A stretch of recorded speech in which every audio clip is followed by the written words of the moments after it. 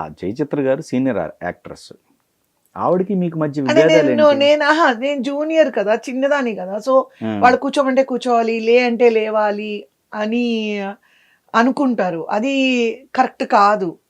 New comers ని okay, ఇప్పుడు colleges లో ర్యాగింగ్ అంటారు కదా, juniors and seniors. Right right. So అలాగా చాలా, మరి వేరే వాళ్ళు ఎవరు నా దగ్గర అలా లేరు, కానీ జయచిత్ర గారు మాత్రం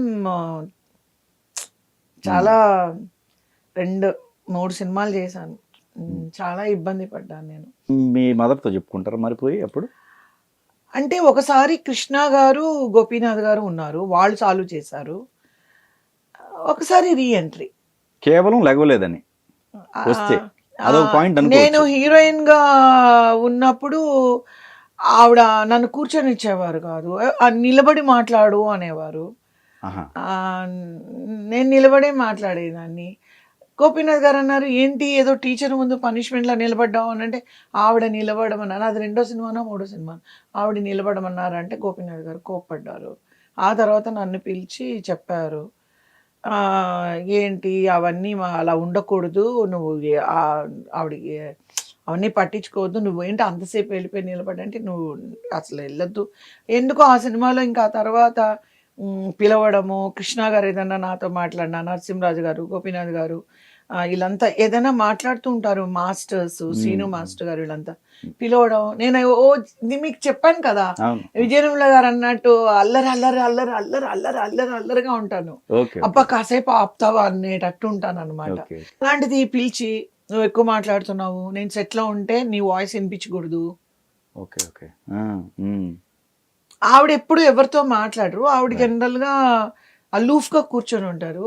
నాకు తెలియదు కదా, నేనంత కొత్త నేను. So definitely I will respect seniors. నేను వెళ్ళి నమస్కారం చెప్తాను, అందరికీ నమస్కారం చెప్తాను.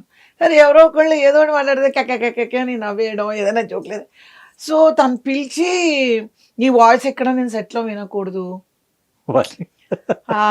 ఎక్కువ మాట్లాడకూడదు, నువ్వు ఎక్కువ మాట్లాడుతున్నావు. నేను చాలా ఎముకల గూడులాగా ఉండేదాన్ని. అంటే ఒకరోజు ఏమైందంటే, మేమంతా స్టేజ్లో సాంగ్లో ఉన్నాం అనమాట.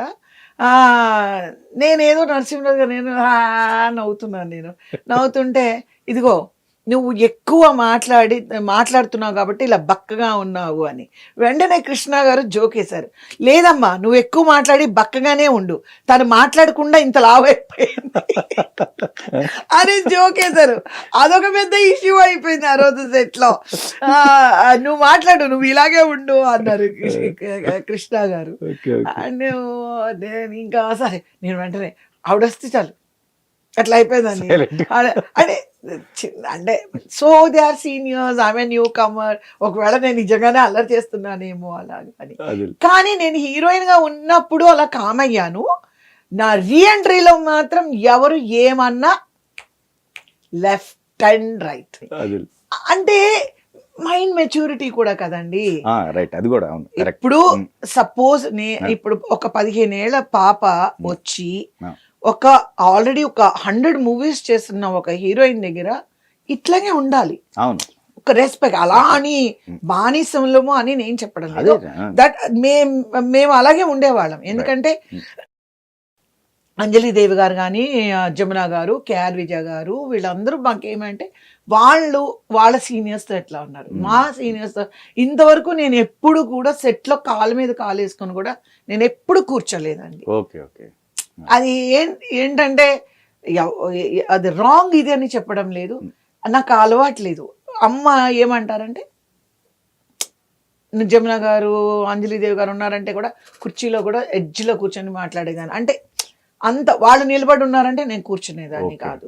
సో అలా ఉన్నదాన్ని. ఇప్పుడు మనకి ఒక మ్యారేజ్ అయింది, ఒక ఏజ్ ఉంది, పిల్లలు ఉన్నారు, అప్పుడు కూడా ఓయ్ అని అన్నారు అనుకోండి, డెఫినెట్లీ వీ డోంట్ అలవ్.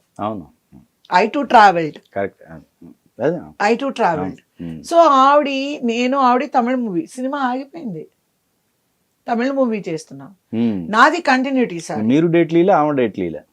నేను కాదు, ఆ ప్రొడ్యూసరే అసలు అంత యూనియన్ వరకు వెళ్ళిపోయింది. కేవలం ఆవిడది, నాది కంటిన్యూటీ సారీ, ఆవిడది ఫ్రెష్ సారీ. ఆ ఫ్రెష్ సారీ నేను ఏది కట్టుకున్నానో అదే కలర్ కట్టుకొని వచ్చింది. ఓకే. కట్టుకొని వచ్చి అందరి ముందు మార్చుకోండి అనండి. నేనేం ఫస్ట్ ఏం మాట్లాడలేదు. తెలిసి మాట్లాడుతున్నా తెలియ మాట్లాడుతున్నా మాట్లాడలేదు. వాళ్ళు వెళ్ళి చెప్పారు కంటిన్యూటీ మీరు మార్చుకోవాలి. తమిళ్లో ఉంది అదే దాన్ని వెళ్ళి మార్చుకున్నామని తమిళ్లో ఉంది దాన్ని అని. ఓకే. నాకు నేను అన్నాను ఆ రోజులు పోయాయి. ఆ రోజులు పోయాయి. ఆ రోజు నన్ను మీరు ఎలా మాట్లాడారని మీకు తెలుసు. ఓకే. ఇప్పుడు నేను చెప్తున్నాను కంట్రోల్లో ఉంటే బెటర్గా ఉంటుంది. అందరితో మాట్లాడినట్టు నాతో మాట్లాడద్దు. నేనేమి ఇక్కడ ఎవరికి పనమ్మాయిన కాదు, ఏమీ కాదు. నేను చూస్తున్నాను వచ్చిన దగ్గర నుంచి నా డైలాగులన్నీ కట్ చేయడము, మీ డైలాగులన్నీ టిక్ చేయడము. Who are you here? You're an artist. బాగా సీరియస్ అయింది ఇంకైతే. యూనియన్కి వెళ్ళింది, సినిమా ఆగిపోయింది. ఆ టైంలో విను చక్రవర్తి గారు అని హస్బెండ్ క్యారెక్టర్ తనకి చేస్తున్నారు. ఆయన మధ్యలో వచ్చారు యాక్చువల్గా. వచ్చి మీరు డైరెక్టర్ చెప్పింది చేయాలి, మీరు కవిత దగ్గర అలాంటి అంటే అది ఇది ఇలాంటి భాష అంతా మీరు మాట్లాడకూడదు. What after all she's junior, నేను senior, something like that and ఆల్కి అలాగా మొత్తం పెద్ద గొడవ అయిపోయి. మీకు అసలు ఈవిడ కాక ఎక్కడ ఇలాంటి ఫేస్ చేయలేదు కదా? నో కదా, ఫస్ట్ అండ్ లాస్ట్ అంతే. ఆ సినిమా ఆగిపోయింది. ఆ తర్వాత మళ్ళీ ఏంటో చాలా రూల్స్ రెగ్యులేషన్స్ అన్నీ పెట్టి, అంటే తనున్న షాట్లో మేము ఉండకూడదు, మేము ఉన్న షాట్లో తనని ఏదో పిచ్చి పిచ్చిగా చేసి మొత్తానికి ఆ సినిమా ఫినిష్ చేసి పాపం అట్లా సేవ్ అయ్యాడు ప్రొడ్యూసర్. 1 year ఆగిపోయింది. 1 year అదే కదా. సో ఏంటో అంటే నేను అనేది, see when we give respect you should accept it. కానీ ఆ రెస్పెక్ట్ ని మీరు బానిసత్వం లాగా అనిపిస్తే that is wrong. Nobody is less here, nobody is more here, everybody is equal.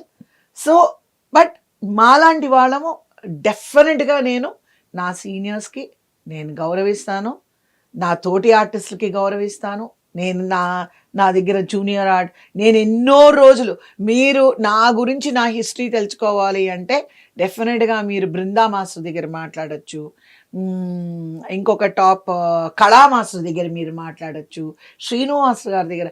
కళా బృందా అంతా నేను హీరోయిన్గా ఉన్నప్పుడు గ్రూప్ డాన్సర్స్గా ఉండేవాళ్ళు. మీకు తెలుసా అండి, ఏ హీరోయిన్ అండి వెళ్ళి గ్రూప్ డాన్సర్స్తో కూర్చొని నేల మీద కూర్చొని బాచి పెట్టేసుకొని అన్నం తింటుంది?